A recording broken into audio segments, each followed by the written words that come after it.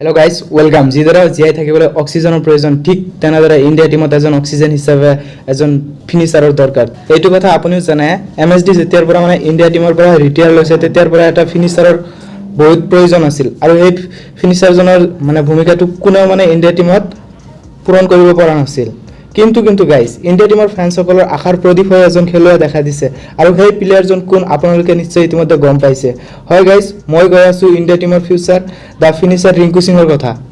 আয়াৰলেণ্ডৰ লগত প্ৰথমটো মেচত যদিও ৰিংকু সিঙে বেটিং কৰিবলৈ সুযোগ পোৱা নাছিল কিয়নো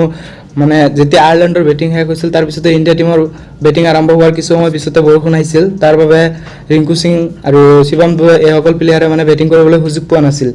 কিন্তু গাইস যোৱাকালি যিখন মানে খেল হল সেই খেলখনত ৰিংকু সিঙে প্ৰমাণ কৰি দিছে কিয় ইণ্ডিয়ান ফ্যান্সসকলে ৰিংকু সিঙক দেখিবলৈ ইমান ইচ্ছুক ক'বলৈ গ'লে ৰিংকু সিঙে যোৱাকালি মেচত যদিও মাত্ৰ 21টা বল খেলিছিল কিন্তু এই 21টা বল খেলিয়ে ফ্যান্সসকলক ইমান উৎসাহ দিছে যাক ভাষাত প্ৰকাশ কৰিব নোৱাৰি যোৱাকালি টস জিকি প্ৰথমতে আয়াৰলেণ্ডে মানে বলিং কৰিবলৈ সিদ্ধান্ত লয় আৰু ইণ্ডিয়াৰ তৰফৰ পৰা ইয়াশস্পী জয়সৱাল আৰু ঋতুৰাজ গায়কোৱাডে বেটিং কৰিবলৈ আহে ইয়াশস্পী জয়সৱালে প্ৰত্যেক দিনৰ দৰে যিদৰে মানে তেওঁ ষ্টাৰ্ট কৰে 4 আৰু 6 মাৰি ঠিক তেনেদৰে যোৱাকালিও 4 আৰু 6 মাৰি ষ্টাৰ্ট কৰে কিন্তু ৱেষ্ট ইণ্ডিজৰ লগত যিদৰে ইয়াশস্পী জয়সৱাল আৰু তিলক বৰ্মাই খেলিছিল সেই খেলটো এতিয়াও দেখা পোৱা যোৱা নাই আয়াৰলেণ্ডত জয়সৱাল দুইয়ে ডাঙৰ শট খেলিবলৈ গৈ ক্যাচ আউট হয় আনফালে ঋতুৰাজ গায়কোৱাডে দেখুৱালে যে মহেন্দ্ৰ সিং ধোনিয়ে তেওঁৰ ওপৰত এনাই ভৰসা নকৰে সৰু বাউন্ডাৰী আৰু আনএক্সপেৰিয়েন্স বলাৰসকলৰ ফায়দা উঠাই ঋতুৰাজ গায়কোৱাডে তেওঁৰ হাফ সেঞ্চুৰী সম্পূৰ্ণ কৰে আৰু ধুনীয়া এটা ইনিংছ খেলে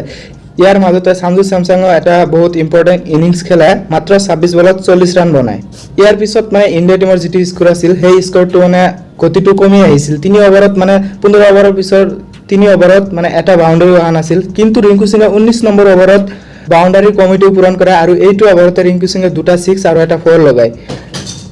ৰিংকু সিঙক চাই শিৱম দুবে আকৌ ক'ত বহি থকাৰ মানুহ শেষৰ ওভাৰত শিৱম দুবে প্ৰথম দুটা বলতে লম্বা দুটা 6 মাৰা আৰু ইয়াৰ পিছত ৰিংকু সিং আৰু এটা 6 মাৰি ইণ্ডিয়া টিমৰ মানে যিটো স্কোৰ আছিল 186ত লৈ যায় 186ৰ যিটো টাৰ্গেট আছিল সেই টাৰ্গেটটো চেজ কৰিবলৈ আহি আয়াৰলেণ্ড ব্যৰ্থ হয় আৰু ইণ্ডিয়া টিমে 33 ৰানত খেলটো নিজৰ নামত কৰিলে ইয়াতে ভাৰতীয় বলাৰসকলৰ যদি প্ৰদৰ্শনটো চাও বহুত ভাল প্ৰদৰ্শন দেখা গৈছে